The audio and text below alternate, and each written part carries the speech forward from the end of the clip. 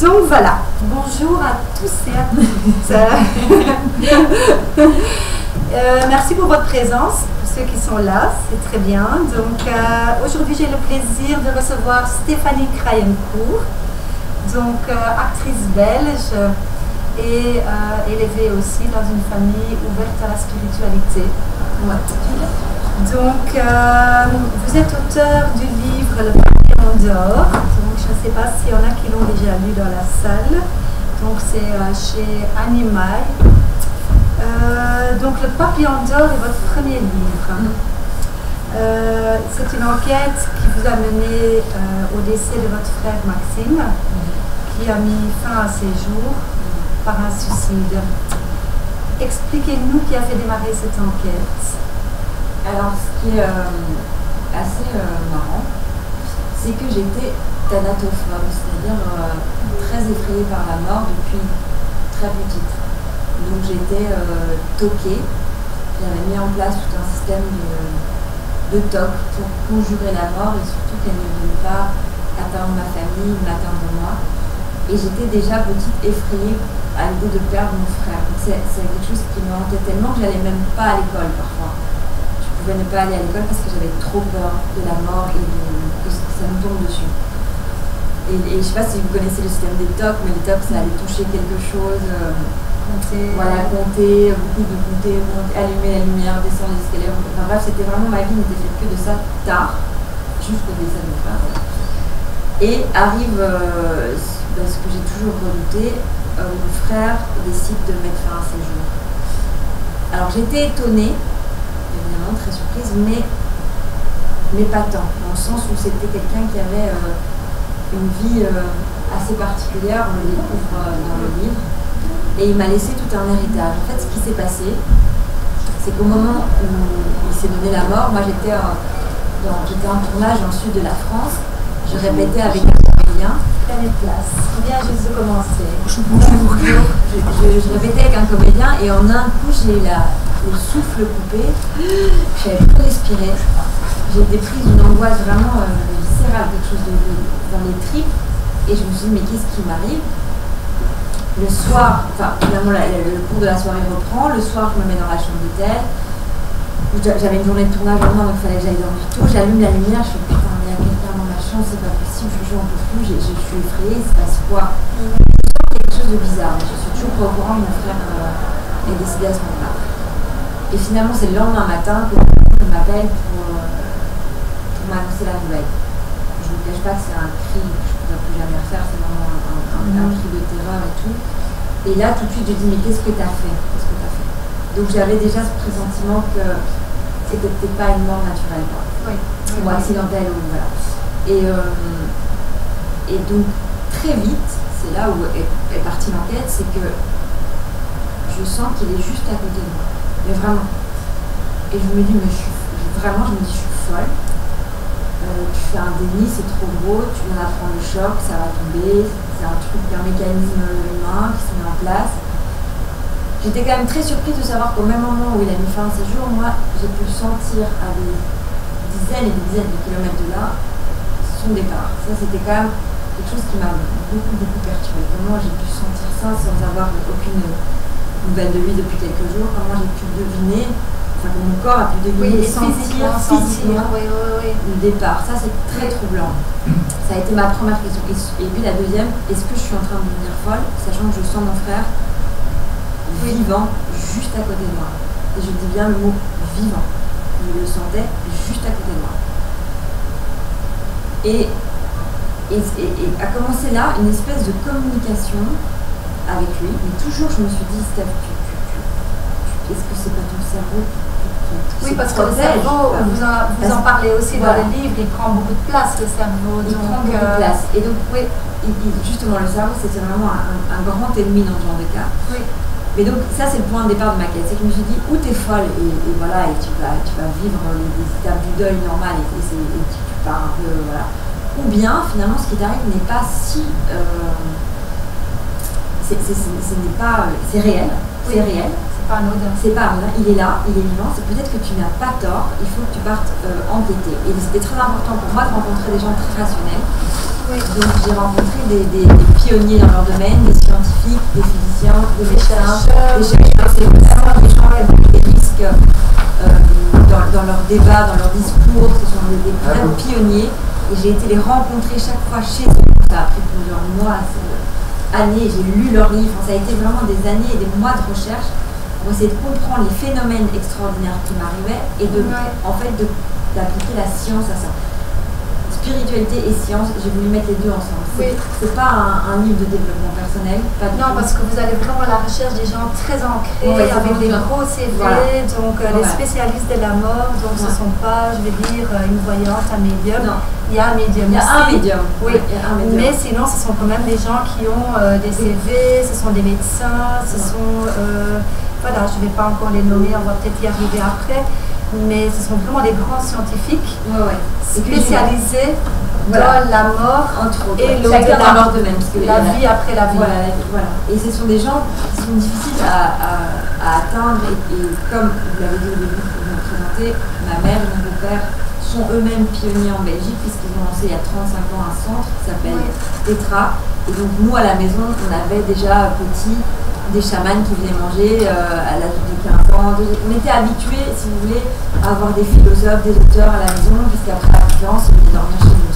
C'est quand même un univers, en tout cas, même si moi je m'en suis désintéressée pour devenir comédienne, mon frère, il a trouvé pas mal d'explications à ses expériences, parce que lui, depuis qu'il est tout petit, il était inné. Il a eu des expériences très très étranges, et j'en parle dans le livre.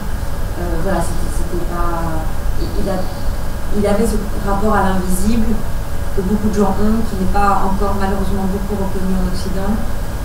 Il était déjà sur un chemin, voilà, une quête de soi, la vérité. C'est une quête de vérité. C'est très important de dire ça parce que je pense que le suicide, c'est souvent évidemment un acte de désespoir et c'est très très malheureux. Ça peut être aussi un acte de vérité, de stop pour le mensonge. Je veux savoir. Et pour des gens sensibles comme mon frère, il y en a plein. Ce monde qui est quand même pétri de mensonges, c'est très compliqué de pouvoir s'en sortir, d'avoir des bases saines quand l'indicible il n'est pas pris en compte. Vous voyez ce que je veux dire? Et donc ça a été jusqu'à sa perte parce qu'il a été trop loin, il sortait de son corps, il avait des expériences comme ça, il entrait en communication. Il m'avait dit même un peu avant le Covid, juste avant de mourir, il m'avait dit tu vas voir, il va y avoir une pandémie, tout le monde va être masqué, tout ça. J'ai pas cru. Oui, il était quand même dans des vérités. Il avait accès à une certaine connaissance, mais ça a été jusqu'à sa perte. C'est pour ça que j'ai dû faire un chapitre aussi pour protéger aussi en expliquant qu'il ne faut pas faire n'importe quoi avec l'invisible. Oui. C'est important aussi d'avoir les pieds bien ancrés. Oui, parce qu'on ouvre des portes et on ne sait parfois pas si on n'est pas habitué ou si on n'a pas les connaissances nécessaires. Exactement. On ouvre des portes que par la suite on n'arrive peut-être pas à fermer. Et là, ça peut donner des problèmes psychologiques où on n'est pas ancré, on peut pas vraiment repartir. Il n'était plus dans son corps. Vers la fin, il était trop. Il disait qu'il allait dans des mondes tellement incroyables, tellement beaux. Il n'avait pas de mots pour les décrire. Je lui disais, oui, Max, t'as une vie à vivre ici, t'as une vie à vivre ici, sinon pourquoi tu vas pas de l'autre côté, c'est tellement beau. Il avait un pied entre les deux mondes. Et il y a beaucoup de gens qui ont ça, mais voilà, il faut s'ancrer et essayer de trouver un équilibre entre les deux. Après, il nous a laissé un héritage à ma mère et moi assez fantastique, puisqu'il m'a guidée, et je le raconte, dans plein d'endroits, avec des livres.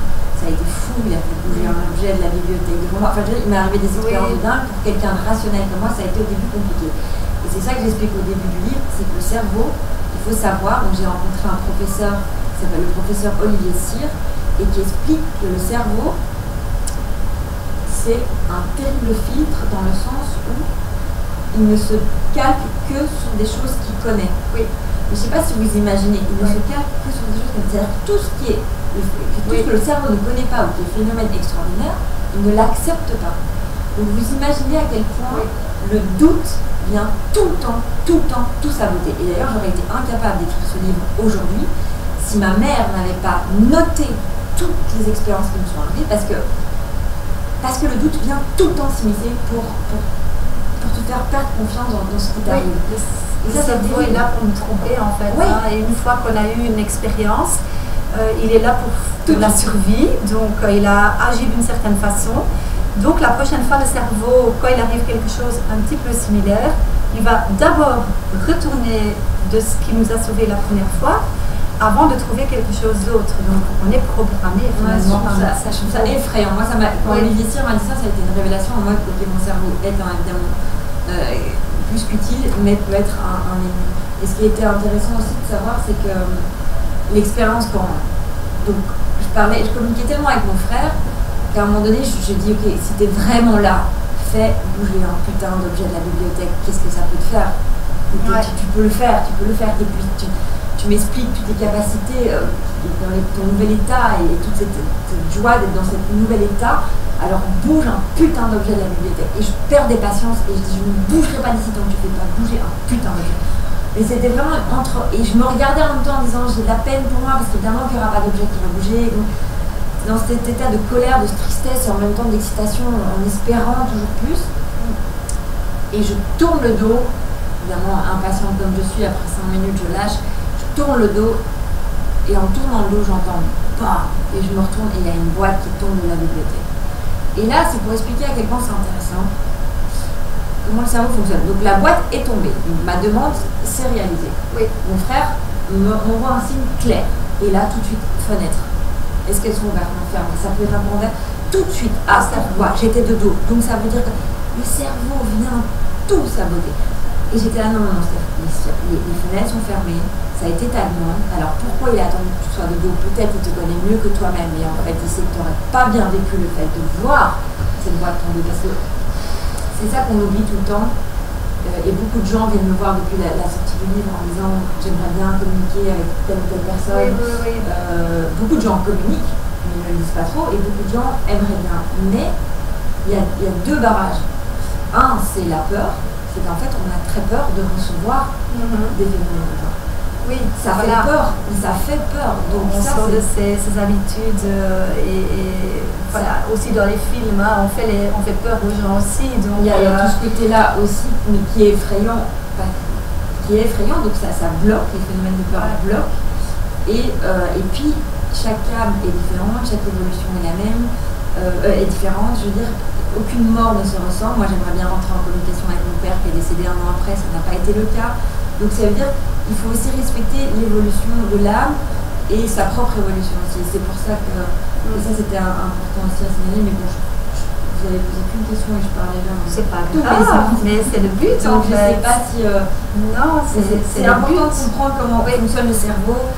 Et puis ce qui a été incroyable, c'est que toutes ces expériences m'ont fait comprendre, un, que j'étais pas folle, et deux, que évidemment il y a une continuité. Alors aujourd'hui, il y a une continuité, c'est fou parce que j'ai vu quelqu'un de l'espace-temps qui t'explique Philippe Guimand, je ne sais pas si vous Philippe Guimand, oui.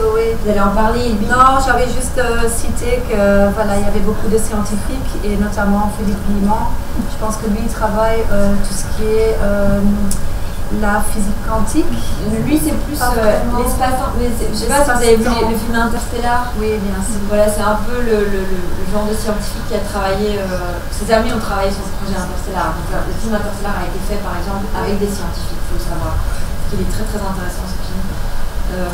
C'est pour ça la même chose que vous avez voulu évoquer avec le livre, ça vient aussi de ce film-là. Oui, moi j'ai été très perturbée par avec la montre et l'idée de pouvoir futur, passé, présent qui coexistent sur la même ligne. Moi je trouve ça assez fascinant. Oui, il n'y a pas de ligne de temps. Non, voilà, c'est assez fascinant. Et une fois que tu sors de ça, finalement tu rentres dans le monde des morts assez vite, quoi. Oui.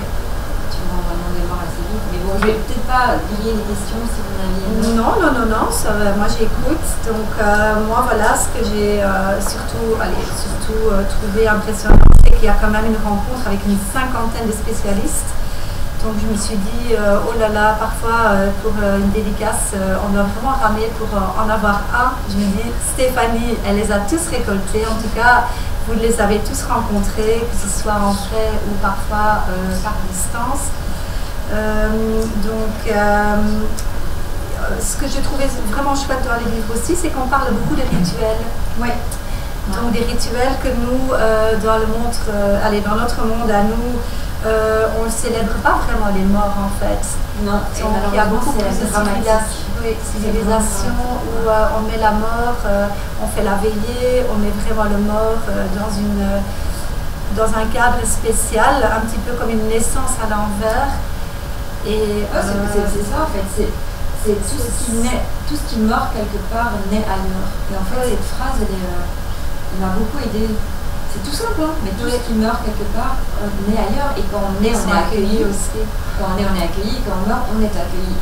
Et vraiment, les gens que j'ai rencontrés, parce que moi, que je parle comme ça, on peut se dire, bah voilà, c'est presque, enfin, mon témoignage est intéressant parce que c'est du vécu, mais les gens que j'ai rencontrés, je peux vous promettre qu'ils n'ont pas de temps à perdre à inventer des choses. Ce sont des gens vraiment très rigoureux, qui ont beaucoup travaillé.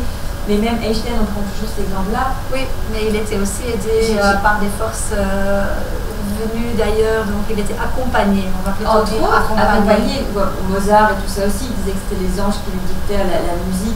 Maintenant, Einstein, ce qui est intéressant, c'est que c'est le scientifique voilà, et que lui, il dit plus je travaille les maths, plus je travaille la science, plus je crois en une vie après là, plus je me rapproche d'une intelligence supérieure, plus je vais dans l'amour. Et en fait, on n'a pas assez mis en valeur les dernières phrases d'Einstein qui racontent à quel point, même en travaillant les maths, vraiment le concret, il sentait bien qu'il y avait une continuité, que c'était plus possible pour lui de penser qu'il n'y avait pas une vie après celle-ci.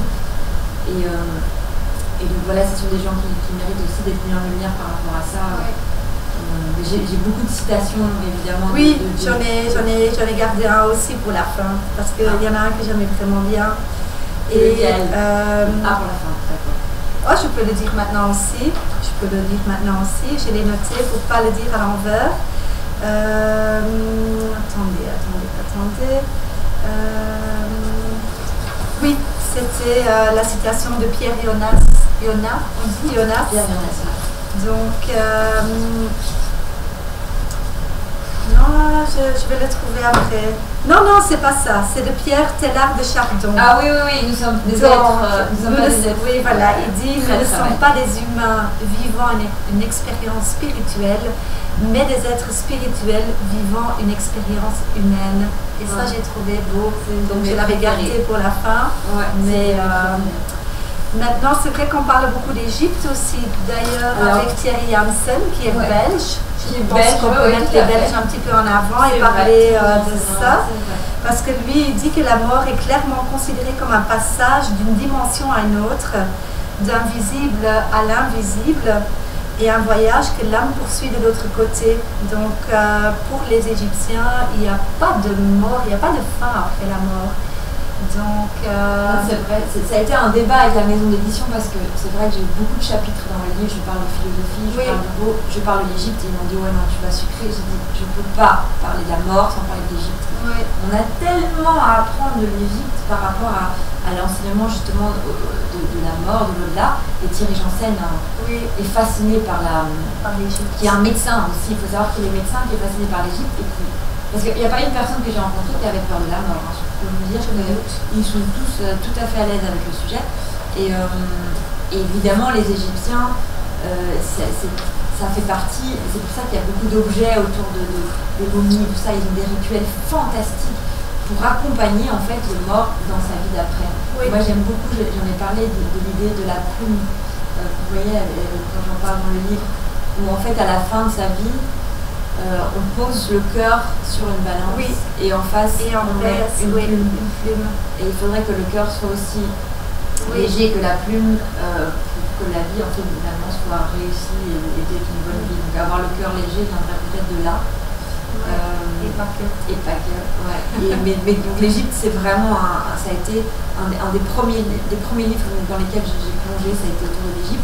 Parce que forcément quand il m'est arrivé la perte de mon petit frère Max et qu'il fallait le veiller, le célébrer, je me suis rendu compte qu'en Belgique en tout cas, partout en Occident, non, j'ai pas pu veiller le mort parce qu'il s'était suicidé à Wiesenbeek-Ophem et qu'on était sur terre de Rome. Donc à 2 rues près, j'avais pas le droit de veiller le corps de mon petit frère. Et je me suis dit, attends, on devient fou en fait. Et les autres cultures, ils ont ce talent de pouvoir préparer de leur vivant leur mort. Mais ça va jusqu'à peindre leur tombeau, ça va jusqu'à apporter des objets aussi. Des objets dans une communication, c'est absolument pas tabou, c'est pas associé au noir, au silence, à la peur. C'est pour ça aussi que j'ai voulu faire un chapitre sur le son, c'est qu'à la base, moi, le silence égale mort, les temps morts, ça me faisait peur. Et en fait, avec Jean-Paul de Sicquier, un Belge aussi, on comprend toute l'intelligence du silence, qui est un temps mort pour toutes nos idées un peu qui envahissent. Mais si vous voulez, c'est tellement riche de tout. Oui, je pense qu'on doit vraiment revisiter la culture égyptienne et non que parce que même dans le chamanisme, plein d'autres pays où on célèbre la mort. Chez nous, la mort, c'est quelque chose de noir, dont on ne parle pas trop, on n'utilise pas les mots mort, parce que ça fait peur aux gens aussi, mais bon, voilà, la mort, elle est réellement là. Je ne pouvais pas appeler mon livre, parce que moi, je ne voulais pas l'appeler le papier mort. Je voulais l'appeler Mort et alors. Bam, tout est dit. Mais ça, et en fait, ça fait peur. Mais je pense que ça change. Hein. Franchement, là maintenant, les gens réalisent. Je pense que ça change. Je pense que le mot mort va même changer de définition dans le dictionnaire. On dit le décès, on essaye de l'envelopper, il est parti dans un autre. Mais voilà, la mort, c'est comme une naissance, c'est le même mot, mais pas l'envers, encore une fois. Donc,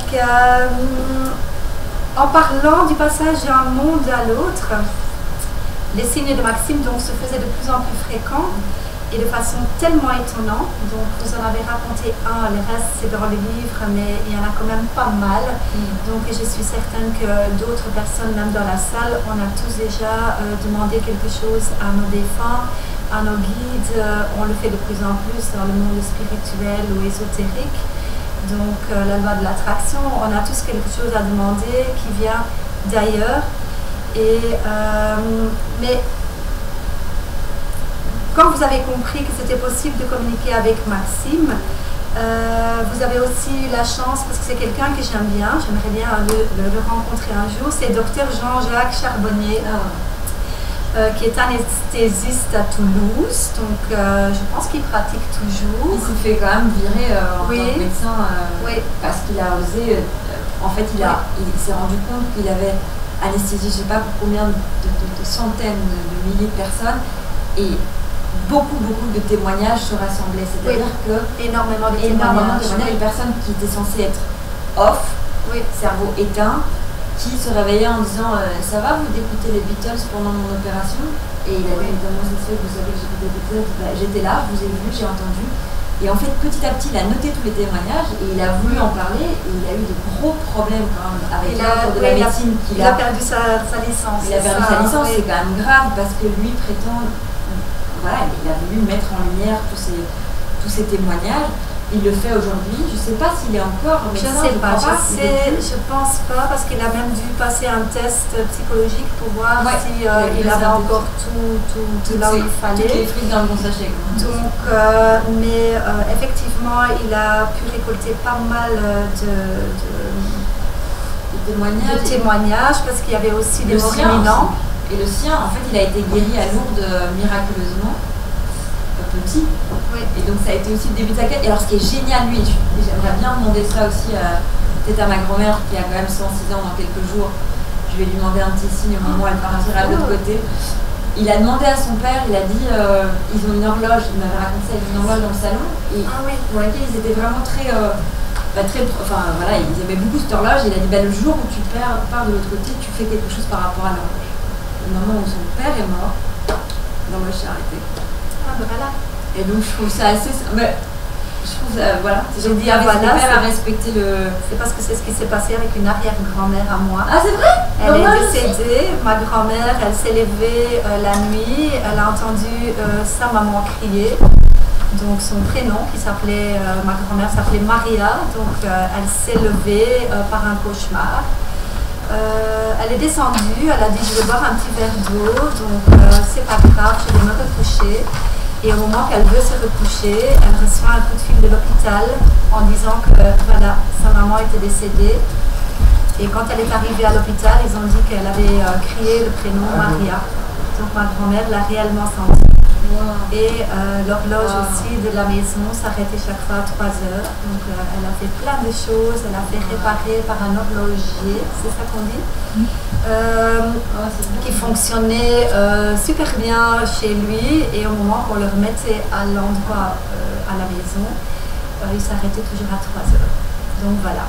On a oui, mais c'est beau quand la même, même petite expérience. Oui. C'est sublime, c'est des cadeaux merveilleux, moi je trouve.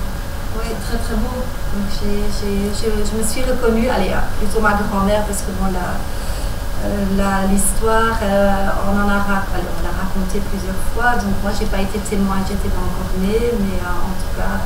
l'horloge aussi. L'horloge aussi. Ouais, j'aime bien cette idée d'horloge, le temps, voilà. Donc voilà, donc qu'est-ce que je voulais encore dire? Je suis un tout petit peu perdue. Oui, donc moi, il ne s'arrête pas là, hein, donc Jean-Jacques Charbonnier, parce que je sais que maintenant il s'intéresse beaucoup à l'hypnose, justement pour favoriser les contacts avec les défunts. Donc dans le but de pouvoir aider les personnes endeuillées. Et là, je sais que pour l'instant, c'est vraiment, il est focalisé là-dessus. Moi, j'ai fait avec lui ce travail-là. Oui. Après j'aurais tendance à dire de pas... c'est pour ça que j'ai pas voulu parler de médium, à part Pierre Jonas. Oui. Mais de pas toujours attendre des autres pour avoir des contacts. Sinon, ça nous rend dépendants de quelque chose, et ça, c'est le danger un peu. Ouais. C'est toujours de vouloir avoir plus de messages, d'explications, de trucs. Oui, de plus en plus fort, de plus en plus étonnant. Moi, je pense que on est tous, et d'ailleurs Pierre Jonas le dit. Pourquoi j'ai pris Pierre Jonas déjà? C'est parce que c'est le seul qui a déjà un peu d'humour, de l'humilité, et qui est sans prétention et qui parle toujours d'amour. Et donc pour moi, ça c'est très bon signe. Et puis il a fait un travail fantastique avec Stéphane Alix, où il était le plus proche, parce que Stéphane Alix, je ne sais pas si vous voyez qui c'est, il a mis dans le cercueil de son père un objet que lui seul savait. Oui. Et donc il a fait tout un test avec des médiums. Et Pierre Jonas, c'est quand même celui qui s'en rapproche le plus. Moi, il m'a quand même bluffé, Pierre Jonas, plus d'une fois. Et je vous dis, l'homme est incroyable. En plus, il a des problèmes familiaux difficiles, et il est toujours dans l'amour, dans l'écoute et tout, et avec beaucoup d'humilité. Donc ça, c'est très bon signe. Et lui dit qu'on est tous capables de rentrer en contact avec nos défunts. Je pense que c'est vrai. Et il faut faire attention de ne pas toujours aller chercher des expériences par-ci par-là. Finalement, c'est le corps, l'intuition, le corps peut te guider assez vite, tout seul. C'est plus un travail à faire sur soi pour pouvoir mieux communiquer avec l'au-delà, je pense. Et de quelle façon, de quelle manière, et chacun a sa manière, et chacun a ses petits rituels aussi. Parce que Pierre Jonas dit qu'il y en a que c'est avec des odeurs, d'autres avec le toucher, d'autres avec une... Enfin voilà, chacun a sa manière de communiquer avec l'au-delà. Quelques-uns aussi. Ouais. Mais je vous dis, moi j'ai communiqué avec Max, je le dis parce que c'était avant, c'est plus le cas aujourd'hui. Et j'ai pas pu rencontrer, j'ai pas pu communiquer comme ça avec mon père. Donc j'ai aussi à apprendre à pourquoi, avec Max, pourquoi mon père non.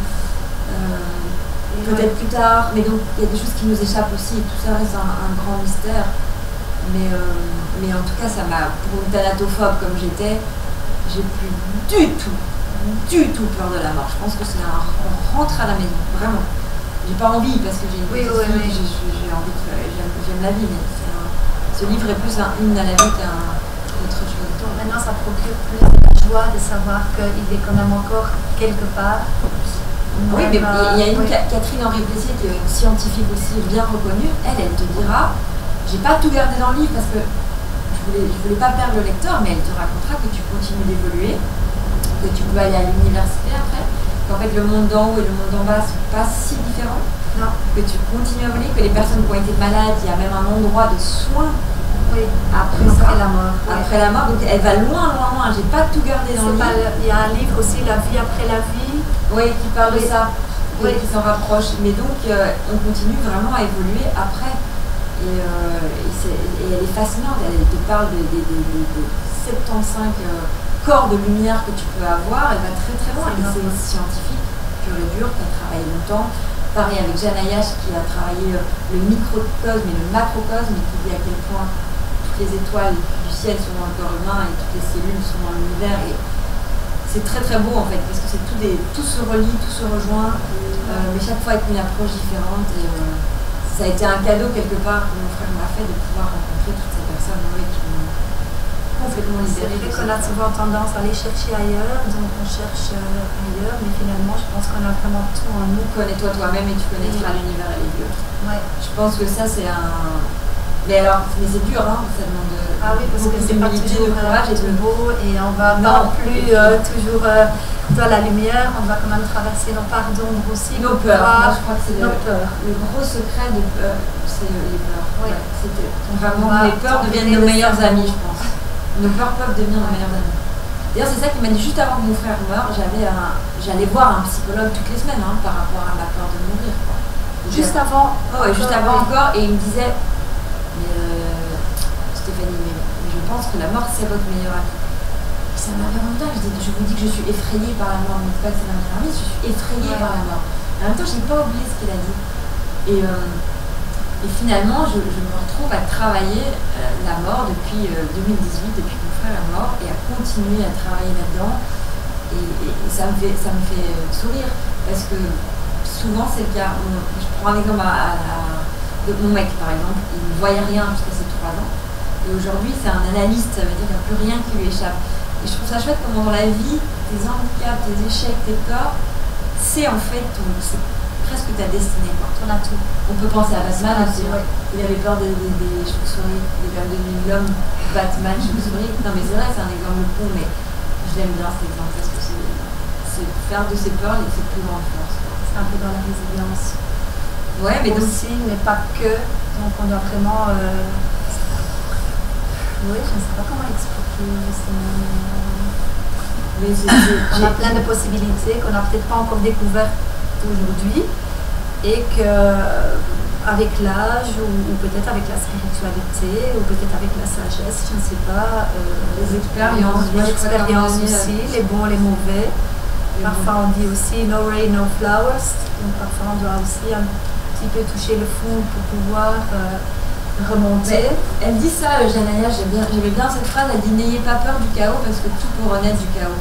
Et je trouve avec cette époque hyper difficile dans laquelle on vit, qui est chaotique, alors c'est facile peut-être pour quelqu'un comme moi de dire bah voilà, accueillons le chaos alors qu'il y a des gens qui vivent des horreurs, mais n'ayons pas peur du chaos parce que tout peut renaître du chaos.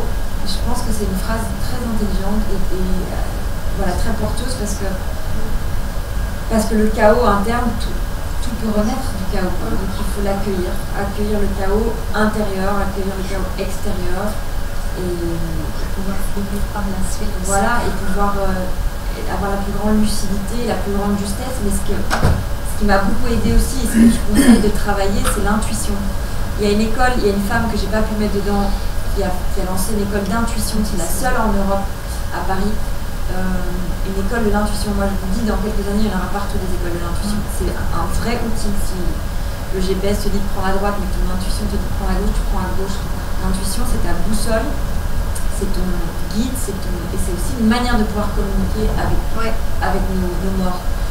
Et parce que l'intuition ça communique directement dans le corps. Quand tu as des frissons, quand tu sens qu'il y a un nœud qui se défait à l'intérieur de toi, quand tu sens que quelque chose qui s'élargit, il y a quelque chose de juste qui résonne, qui gonfle, et ben tout ça c'est l'intuition, et c'est comme ça aussi qu'on peut communiquer avec nos morts, c'est en ressentant ces choses-là dans le corps. Moi mon frère ça a été ça aussi, ça a été ok, à un moment donné je m'entendais qu'il devenait fou, je comprenais pas ce qu'il avait, je disais mais putain, je faisais des post-it, j'étais à quoi, ok post-it, un ami, qu'est-ce qu'il y a, un ami à toi, qu'est-ce que je dois lui dire, ah bon, qui était mort, donc il y a un ami à toi qui était au courant que t'es mort, et effectivement il y a un ami à toi qui était pas au courant qu'il était mort, donc je lui ai dit écoute, Max est mort, et il te dit qu'en fait il t'annonce qu'il est mort. Bref, je suis passée pour une folle quelques fois, mais en même temps l'information elle était là, elle est arrivée, et il y a eu des trucs de dingue, je vais pas te raconter, mais là-bas le papillon aussi. Oui. Nous, le papillon d'or, je l'ai plus. J'ai fait exprès de l'enlever parce que je me dis, allez, maintenant Max, quand j'ai terminé le lit, je me suis dit, il faut aussi que je te foute un peu la paix. Et donc j'ai enlevé la bague papillon d'or, et je raconte pourquoi j'ai reçu ce papillon d'or, comment il est arrivé à moi, et c'est devenu le titre du livre. Mais c'est vrai que, parce que maintenant vous en parlez, vous avez vraiment poursuivi votre enquête, comme dans un jeu de piste, comme vous dites, avec les indices et tout. Parce que même ça vous a amené jusqu'à l'alchimie.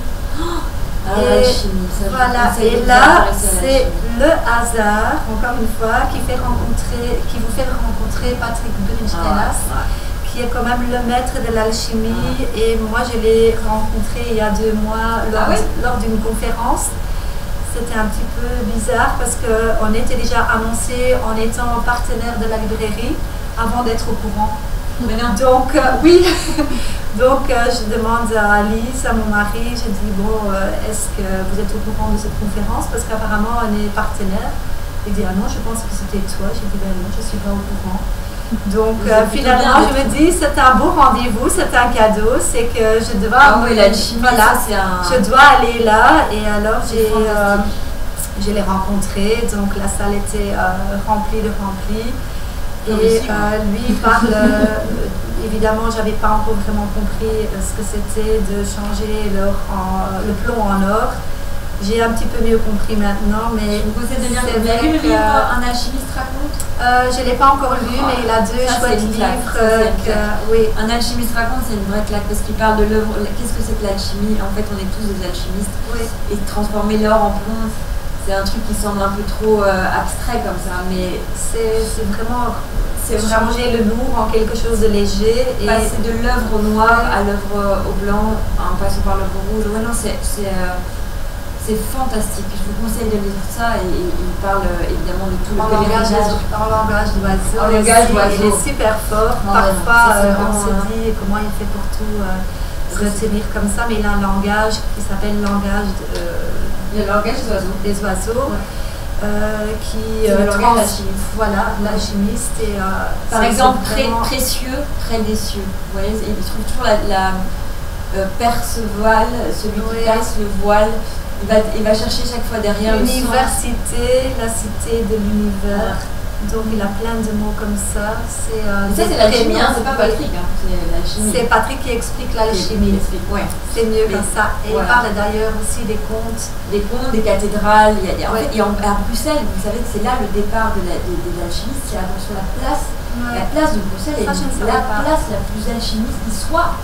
Et en fait, c'est que des codes autour de nous. Puis si vous êtes un peu explorateur et que vous aimez bien ça, mais allez sur la grande place de Bruxelles, c'est que des codes alchimistes, c'est des secrets gardés. Et il y a une étoile à un moment donné sur la gauche et c'est le départ pour Saint-Jacques de Compostelle. Le vrai départ, c'est la place, le grand place de Bruxelles, et c'est là que tu pars vers Saint-Jacques de Compostelle, qui est les étoiles et qui est l'alchimie aussi représentée là-dedans. Mais c'est fabuleux. Et l'œuvre noire, c'est un peu là ce qu'on vit en ce moment. C'est le bas astral, c'est le difficile, c'est le... Et ça ne m'étonne pas que votre frère, Maxime, était... et lui, il aimait bien aussi l'alchimiste. Il était très... Il appelait Perceval, ses amis l'appelaient Perceval. Voilà, donc l'objectif ultime de l'alchimiste est d'atteindre la lumière. Le Graal. Voilà. Et qu'est-ce que c'est que le Graal? Où il se trouve le Graal? À chacun de faire l'expérience. Maintenant, je regarde dans mes notes que Maxime, vous l'avez rencontré en rêve aussi. Ouais, alors c'est pas des rêves. En fait, si, ce sont des rencontres. Ce sont des rencontres. En fait, tu vois la différence entre des rêves où je fais plein de rêves, des rêves poubelles, comme j'appelle ça, où tu as plein de trucs qui n'ont pas de sens. Et puis, tu as des rêves où tu te réveilles et tu sais exactement ce qui s'est passé et tu as de l'information. Et je sais, je devrais faire un travail pour cultiver ça. Parce qu'à l'époque, c'était presque toutes les nuits. Et du coup, je notais le lendemain matin, toute la nuit, je pouvais avoir des trucs, ok, ça. C'est comme ça qu'il a dit, si vous voulez me voir, allez à la cascade. Ok, vous voulez me voir, allez à la cascade. Alors, puis tu te rendors, mais au moins tu as noté. Mais ça, c'est des rêves, ce sont des visions, des rencontres. Et beaucoup de gens ont ça, en fait. Beaucoup de gens ont ça, et tu peux travailler ça, c'est ça qui est intéressant. Oui, c'est vrai. C'est une chance. C'est là, je l'ai hérité de ma grand-mère, donc qui faisait des rêves prémonitoires. Donc la même grand-mère qui avait senti la mort de sa maman. Et c'est quelque part la première chose qui m'est arrivée ou qui est venue spontanément, c'était le rêve de mon incendie, de mon appartement, que j'avais rêvé 3 fois. Oui, il allait prendre feu et il s'était arrivé. Donc je rêvais toujours de l'incendie, de l'incendie. Et alors ce qui était très différent par rapport à d'autres rêves, c'est que j'avais besoin de le raconter à mes proches. Et finalement, on part en sport d'hiver, je passe la première nuit dans mon appartement Et le matin, je suis réveillée par des bruits et par une sorte de panique que j'entends. On frappe sur la porte. Et dès que j'ai ouvert la porte, j'ai senti le feu et tout s'est mis en quelques fractions de secondes en place dans mon cerveau de dire, voilà, l'incendie. Et depuis, je l'ai uniquement pour des avertissements négatifs. Donc c'est toujours pour m'avertir de quelque chose qui va arriver au niveau d'un danger, mais qui m'a toujours sorti de l'affaire. Donc voilà. Ça c'est, oui, vraiment une chance. Hein. Mais je ne provoque rien, je ne demande rien, c'est vraiment spontané, c'est quelque chose que je ne gère pas. C'est plutôt chiant si chaque fois ça te permet de sortir des situations. Mais après, je sais évidemment que je peux vraiment me fier là-dessus.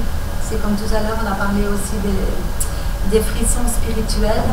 Je sais maintenant aussi, et je l'utilise aussi notamment dans la librairie, c'est que quand je veux aider quelqu'un et qu'on tombe justement sur les livres et qu'il faut, je sens qu'il y a un frisson qui me traverse de haut en bas.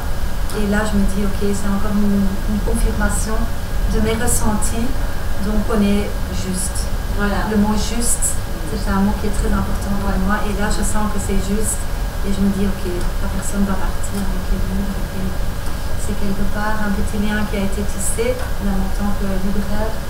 Mais ça va être important pour cette personne-là. Donc C'est chouette de pouvoir avoir... Oui, voilà, c'est pour ça que j'ai tant aimé votre livre, parce qu'il y avait quand même plein de choses. Je me suis reconnue un peu dans le même chemin. Voilà, fallait qu'on se rencontre. Plein, hein. Oui, peut-être d'autres personnes aussi. On a, à mon avis, tous déjà senti des signes. Ou combien de fois, je donne l'exemple aux gens aussi, combien de fois on ne se dit pas, oh là là, je l'avais senti, et finalement j'ai fait le contraire.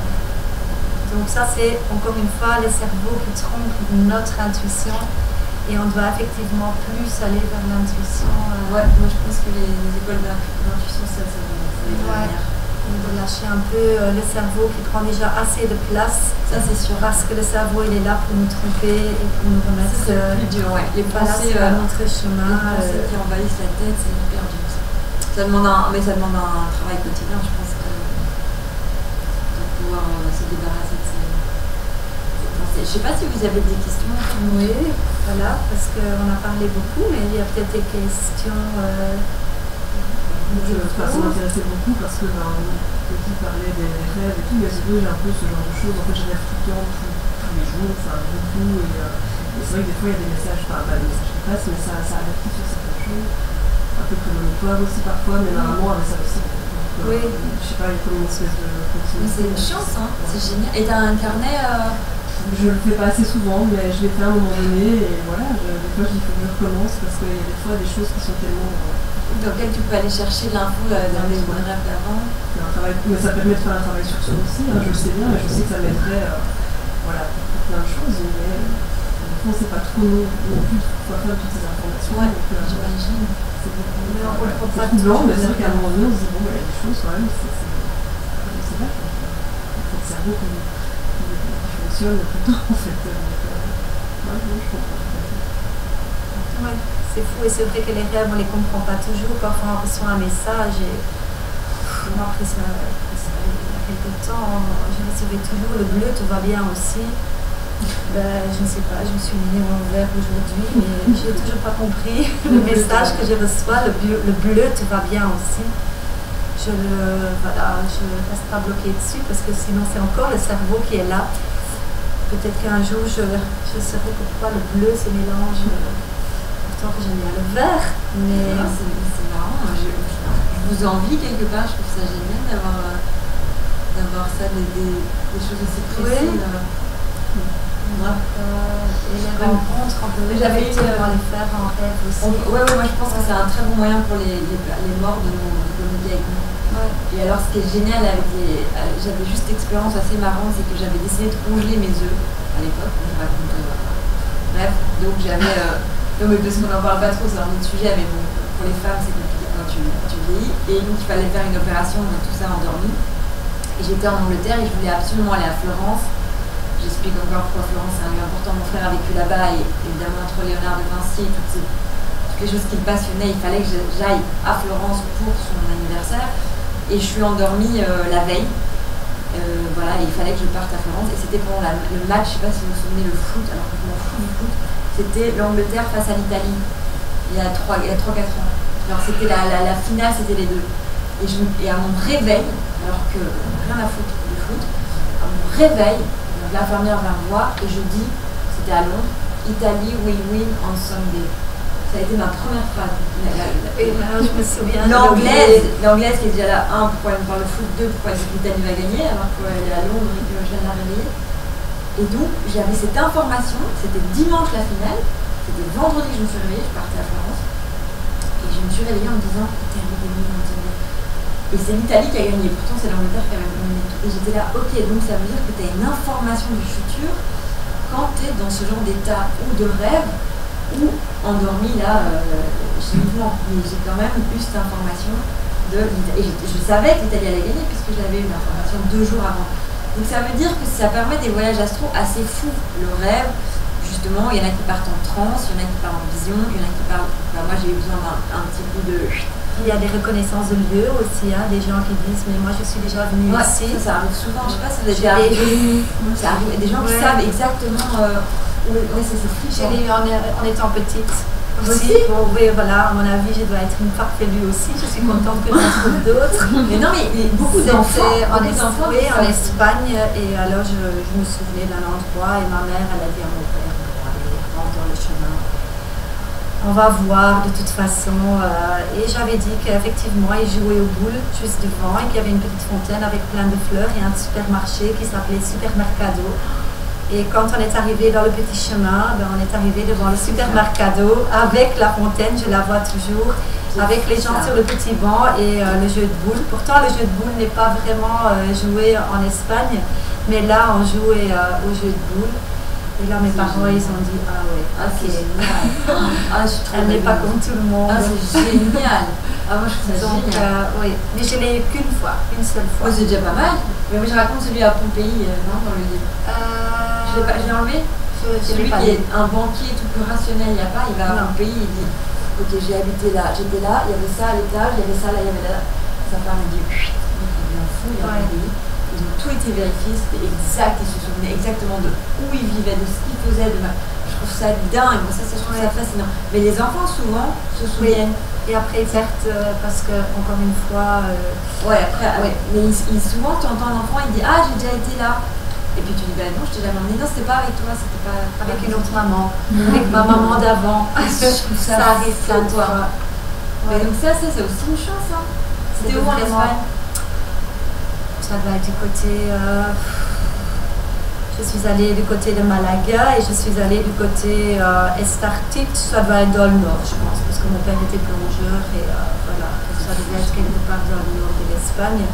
Et d'ailleurs, ma grand-mère, elle habitait à Castel et c'était une colonie espagnole apparemment, donc c'était rempli d'Espagnols, donc je vais peut-être avoir du sang espagnol. Bah oui, je pense, hein.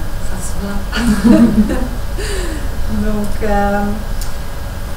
moi je pense que je ne sais pas à quelle heure il est parce qu'on doit aussi faire la dédicace. Je pense qu'on a qu'une demi-heure de la dédicace. Ouais, je pense que...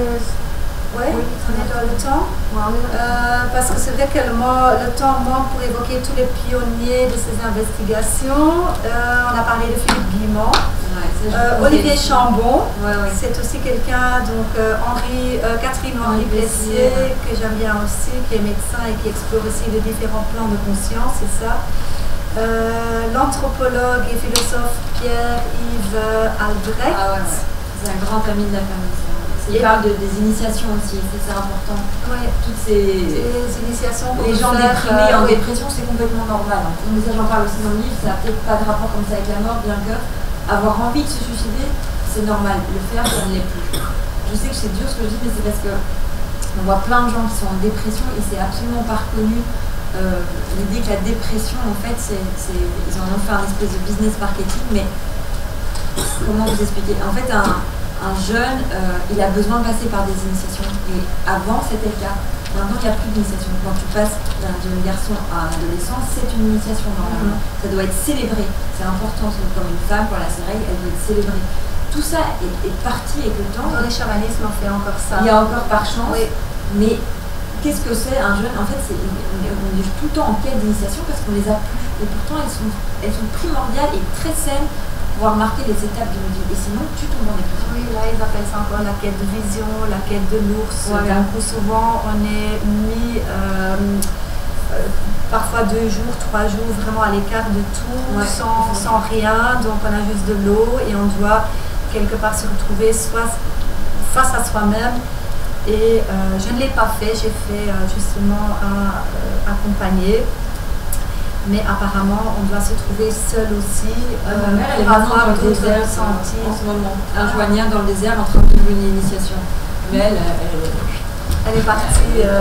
elle est partie dans les déserts, ça c'est aussi. Pierre et Albrecht, ils ont une école qui s'appelle l'école Aurore et donc il y a beaucoup de gens qui ont été de jeunes, qui ont été déprimés, tout ça, à retrouver du sens à travers l'initiation. Et donc tous les matins, ma mère et mon père, ils tirent avec ces jeunes une flèche pour la centrer dans le Oui. Et si elle n'est pas dans le rouge, si elle n'est pas dans le rouge, ils repartent en méditation. Mais bon, depuis des mois et des mois et des mois, mes parents ont toujours visé le rouge parce qu'ils sont très ancrés, quoi. Je veux dire, et ils font des initiations, pareil avec le karaté. Donc moi, je les vois tous les matins s'exercer dans le corps avant d'envoyer les jeunes dans la montagne, en fait, dormir tout seuls, 5 nuits, chacun éparpillé. Et je vois le changement et c'est des initiations et ça fait peur comme ça, mais je vous jure de voir leur petite tête en arrivant et leur grand sourire en repartant, c'est une beauté incroyable. Et j'essaye d'expliquer justement la pédagogie de Pierre Albrecht qui est suisse et qui a créé cette école pour aider vraiment les jeunes.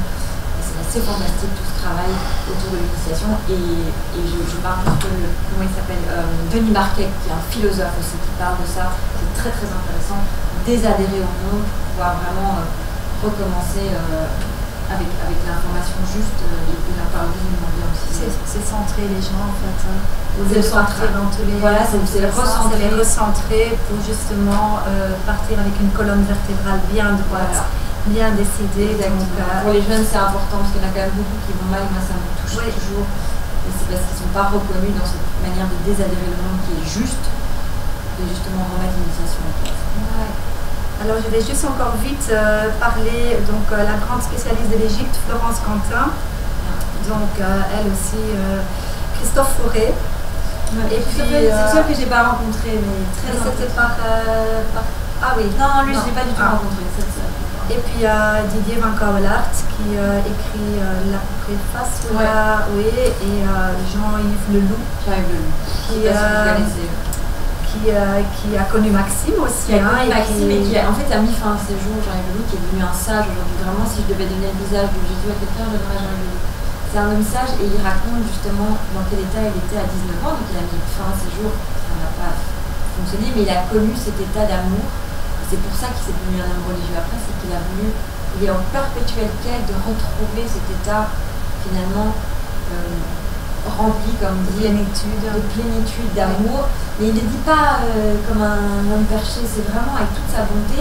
Et il explique aussi cette quête de vérité. Il a eu besoin de mettre un stop, un nom au mensonge. C'est pour ça qu'il avait décidé de mettre fin à ses jours, parce qu'il avait besoin de cette quête de vérité. Et c'est là où j'ai reconnu un peu la démarche de mon frère qui a voulu ça aussi finalement. Voir si... Et lui, il est revenu avec un bagage reçu qu'il essaye maintenant aussi de distribuer. Plein de l'eau. Oui.